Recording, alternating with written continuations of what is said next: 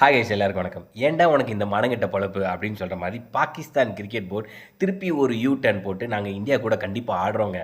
ஆடலைன்னா வச்சாங்க ஆப்புங்கிற மாதிரி ஐசிஐசிஐ அவங்களுக்கு வந்து ஃபைனு, அவங்களோட இன்டர்நேஷ்னல் மேட்சஸ் வந்து இன்டர்நேஷ்னல் டோர்னமெண்ட் நடத்த முடியாது, பிஎஸ்எல்லில் ஃபாரின் பிளேயர்ஸ் வர முடியாது அப்படின்னு பல கண்டிஷன் போட்டதுனால பயந்து நாங்கள் இந்தியா கூட ஆடியே ஆகும், ஆடலைன்னா கதை கந்தல்னு புரிஞ்சுக்கிட்டாங்க. ஓகே ஃபைன், நீங்கள் ஆடுங்க, சந்தோஷம், ஆடி வின் பண்ணால் சந்தோஷம் தாங்க. தோந்தீங்கன்னா சாம மூடிட்டு போயிருங்க. அதை விட்டுட்டு தேவையில்லாமல் வெட்டி சீன் போட்டு பிஎஸ்எல்லை போய் ஐபிஎல் கூட கம்பேர் பண்ணுறாங்க. பிஎஸ்எல்லோட highest value of a team is 60 crore.